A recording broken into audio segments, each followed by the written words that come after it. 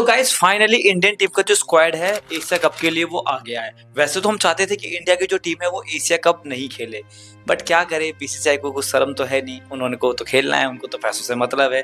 तो इसीलिए जो इंडियन टीम का जो स्क्वाड है वो उन्होंने अनाउंस कर दिया है। अब क्या स्क्वाड अनाउंस किया है वो तो हमें देखना ही है, क्योंकि हमारा तो अंदर से तो मन तो था कि बिल्कुल भी एशिया कप ना खेले, क्योंकि इंडिया का जो मैच वहाँ पे पाकिस्तान से होना है। अगर इंडिया एशिया कप खेल भी रही, अगर पाकिस्तान से मैच नहीं होता है तो फिर तो बहुत अच्छी बात है, बट ऐसा होगा नहीं, क्योंकि पाकिस्तान से तो मैच होगा तो बीसीसीआई को अच्छा खासा मुनाफा होगा। तो मैच तो करवाना पड़ेगा ही। देश गया तेल लेने, जो लोग गए थे वो लोग गए, जो हुआ था पहलगाम में वो हुआ था, वो अब वो था बन चुका है, तो मतलब नहीं है बीसीसीआई को, इतना जो हो गया सो हो गया। अब बीसीसीआई को सिर्फ पैसों से कमाना है, तो इसीलिए जो स्क्वाड है वो अनाउंस कर दिया है। अब स्क्वाड क्या है आप देख सकते हैं स्क्रीन पे, ये इस मुख्य रूप से इन खिलाड़ियों को जो है वो मौका दिया गया है।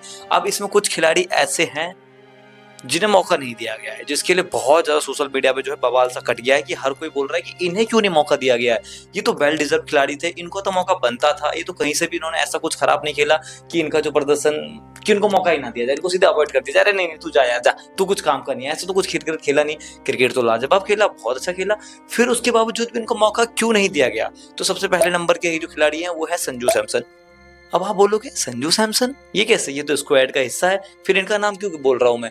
संजू सैमसन का नाम मैं इसलिए बोल रहा हूँ कि अब संजू सैमसन जो है वो स्क्वाड में ही है, बस वो स्क्वाड में ही है, और उनको मौका नहीं मिलने वाला। स्क्वाड में सिर्फ डाला गया प्रेशर के लिए, उन पर प्रेशर आ रहा था क्योंकि उन्होंने बैक टू बैक 3 सेंचुरी मारी थी, तो ऐसे में तो संजू को निकाल सकते नहीं थे, तो मजबूरी में तो डालना पड़ता ही, तो इसीलिए उनको डाल दिया। और लिया भी किसको, शुभमन गिल को रिप्लेस में। और लिया तो लिया, क्या बनाया, उनको सीधे वाइस कैप्टन बना दिया कि ताकि उनको जो है प्लेइंग 11 से निकाला ना जा सके।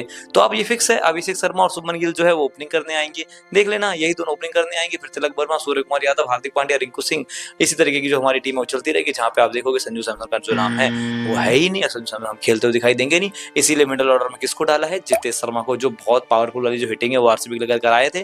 तो यही होगा, एट द एंड जो है संजू सैमसन को बिठा दिया जाएगा, और जो जितेश शर्मा है उन्हें मिडिल ऑर्डर में जो है बैटिंग करा दिया जाएगा, और जो वो है बैटिंग वहां करेंगे, और संजू सैमसन जो है देखते रहेंगे। मतलब इतना गलत जितना संजू के साथ होता है ना, मुझे नहीं लगता किसी के साथ होता है। हाँ हाँ, दूसरे खिलाड़ी जो है उनके साथ भी बहुत गलत हुआ है, मैं मानता हूँ, वो है आपके श्रेयस अय्यर। अब श्रेयस अय्यर की क्या फॉल्ट है, श्रेयस अय्यर ने तो भाई इतना कुछ करके दे दिया, इतना कुछ करके दिया कि कोई सोच भी नहीं सकता कि इस खिलाड़ी को बिठा दिया जाए। डोमेस्टिक खेलते हैं वहां रन मारते हैं, डोमेस्टिक के T20 के जितने भी खेलते हैं उसमें रन मारते हैं, ओडीआई फॉर्मेट में जो डोमेस्टिक खेलते हैं उसमें रन मारते हैं, आईपीएल में आते हैं तो उसमें रन मारते हैं, कैप्टनसी इतनी अच्छी करते हैं, हर वो चीज है जो श्रेयस अय्यर दे सकते हैं, लेकिन उसके बाद भी श्रेयस अय्यर जो है वो सिलेक्ट नहीं हुए। और क्या कहना है सिलेक्टर का कि अब आप ही बताओ, इसमें ना हमारी गलती है ना उनकी गलती है, हम किसकी जगह पे जो है वो श्रेयस अय्यर को डाले, किसकी जगह पे क्या डालना है भाई, सोचने की बात है, किसकी जगह पे क्या डालना। जाहिर सी बात है शिवम दुबे इतना खास उन्होंने खेला नहीं है, तो उनको रिप्लेस कर सकते थे। अगर पावर हिटर के लिए आपको रखना है तो ऑलरेडी आपके पास हार्दिक पांड्या है, फिर अक्षर पटेल खेलेंगे, और साथ ही साथ आपके रिंकू सिंह रहेंगे ही, तो फिर उनको कैसे खिलाओगे। तो उनकी जगह पे आप डाल सकते थे श्रेयस अय्यर को, और वो भी नहीं तो कम से कम आप श्रेयस अय्यर को शुभमन गिल की जगह पे तो डाल सकते थे, क्योंकि शुभमन गिल हर कोई यही कह रहा है कि वो डिजर्व नहीं करते थे, उनका डिजर्व था ही नहीं। डिजर्व करवाया तो करवाया स्क्वाड में, साथ ही साथ उनको वाइस कैप्टन भी बना दिया ताकि उनको कोई निकाले ना प्लेइंग 11 से। मतलब बीसीसीआई अब चाह रही है कि कोई एक ऐसा खिलाड़ी बने जो बहुत बड़ा, जो नाम वाला खिलाड़ी बने, जिसकी ब्रांड वैल्यू जो है बहुत ज्यादा बन सके। अब रोहित शर्मा, विराट कोहली तो जा चुके हैं, तो अब किसी एक को तो बनाना ही है, तो भाई अब शुभमन गिल के पीछे पड़ गए तो उनको भी निकाल दिया। और जो तीसरे नंबर के खिलाड़ी जिनका मैं नाम बोलने वाला हूँ वो है आपके मोहम्मद सिराज। आप बहुत से बोलेंगे मोहम्मद सिराज, इनको क्यों, मोहम्मद सिराज जो आज कंटिन्यूसली इतनी अच्छी बॉलिंग करा रहे हैं, सब कुछ जो है उतना अच्छा कर रहे हैं, अपना पूरा जो बेस्ट है वो उन्होंने दिया है। अभी आपने देखा ही था कि किस तरीके से इंग्लैंड के खिलाफ जो टेस्ट सीरीज हुई थी उसमें इतना अच्छा प्रदर्शन किया, लेकिन हम क्या देख रहे हैं यहाँ पे, भाई सिराज का भी नाम नहीं है, सिराज को भी ड्रॉप कर दिया। उनके रिप्लेसमेंट को किसको लाए, हर्षित राणा को।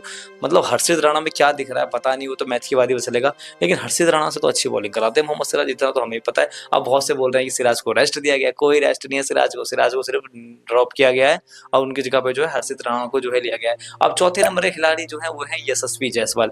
अब देखो यशस्वी जायसवाल जो है उनके लिए मैं ये एक पल के लिए सोच सकता हूँ कि अब उनके पास इतने 15 मेंबर चाहिए, तो स्क्वाड में उनको नहीं डाल सकते। अगर उनको डालेंगे भी तो किसको हटाएंगे, अब किसको हटाएंगे किसको डालेंगे, तो मैं एक पल के लिए समझ सकता हूँ, लेकिन फिर भी वहां पर भी मैं ये कह सकता हूँ शुभमन गिल को रिप्लेस कर सकते हैं।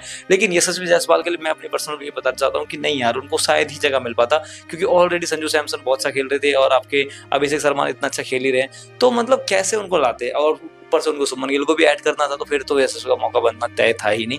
हम आ सकते थे अगर सुमन गिल को वो हटा दे तो। मतलब ये जो 4 खिलाड़ी है जिनके साथ इतना गलत हुआ है, कहने को तो वॉशिंगटन सुंदर, प्रसिद्ध कृष्णा वो भी है, बट ये जो 4 खिलाड़ी जो हैं इनके साथ सच में इस स्क्वाड में बहुत ज्यादा गलत हुआ है। जो डिजर्व करते थे, बाकी 3 तो डिजर्व करते ही थे, 3 एक जो है संजू सैमसन का स्क्वाड में है तो, लेकिन होकर भी वो नहीं है, क्योंकि वो सिर्फ बाहर पवेलियन में बैठेंगे और मैच का लुत्फ उठाएंगे। मतलब इतनी सेंचुरी मारी बैक टू बैक, 2024 में इतना अच्छा खेला, उसके बाद भी अगर ऐसे इस तरीके से बैठ के मैच देखना है संजू सैमसन को, तो सच में संजू जैसी किस्मत किसी को ना ही मिले तो ही अच्छा है।